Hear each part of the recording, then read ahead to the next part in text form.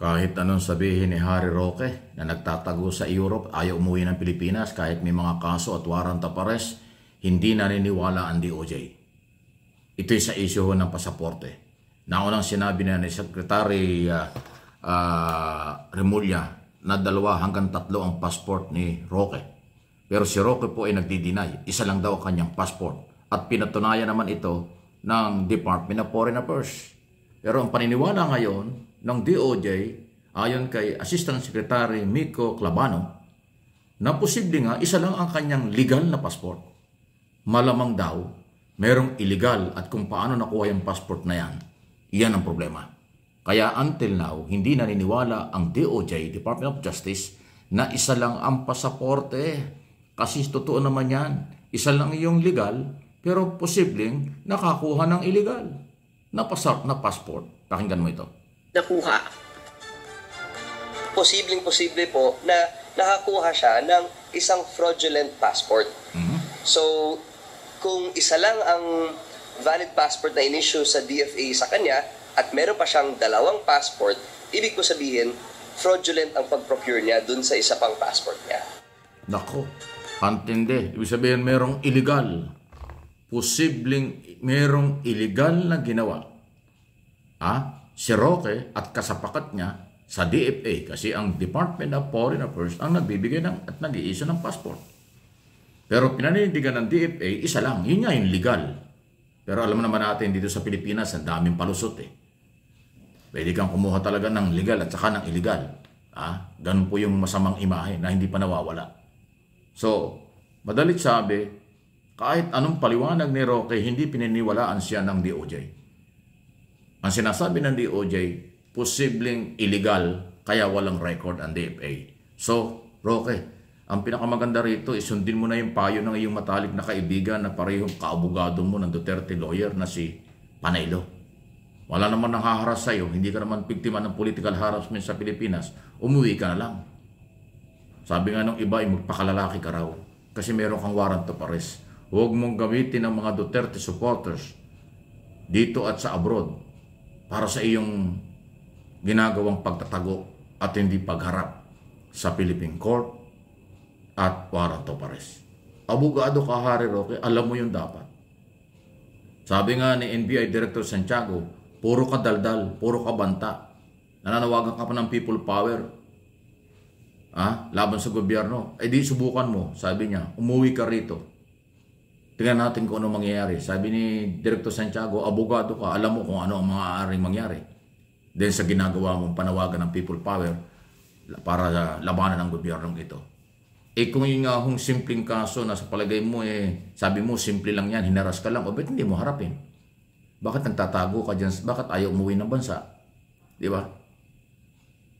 Yun namang mga DDS, dyan sa Europe, nagpapagamit kayo.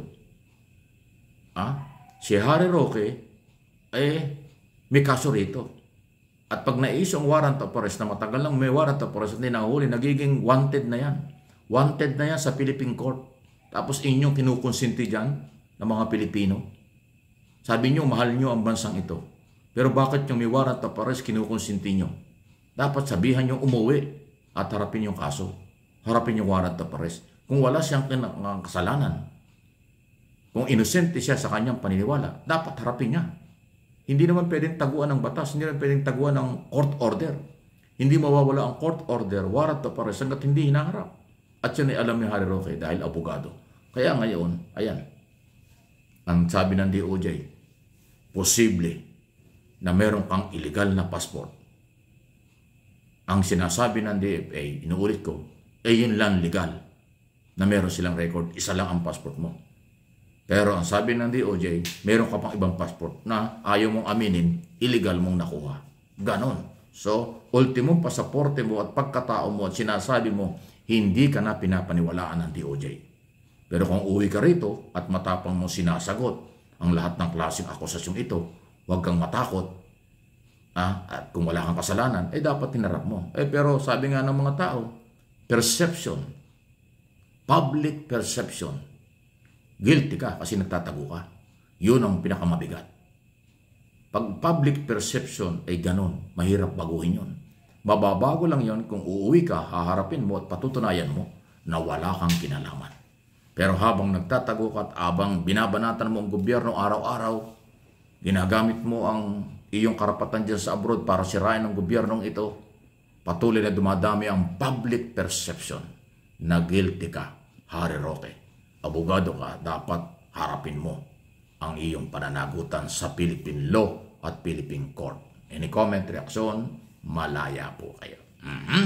Samantala sa iba nating issue, dahil nga po sa ang ating gobyerno ay tuloy-tuloy naman. Ngayon nga po tumatakbo na ang huling 3 taon. Tingnan natin kung anong gagawin ng pamahalaan. Yung pagbibigay ng ayuda, yung mga project ay tuloy-tuloy. Maliban lang ho dun sa rehabilitation sa EDSA, pansamantalang hinold kasi nga po medyo napakalaki ng epekto sa traffic at ekonomiya nito.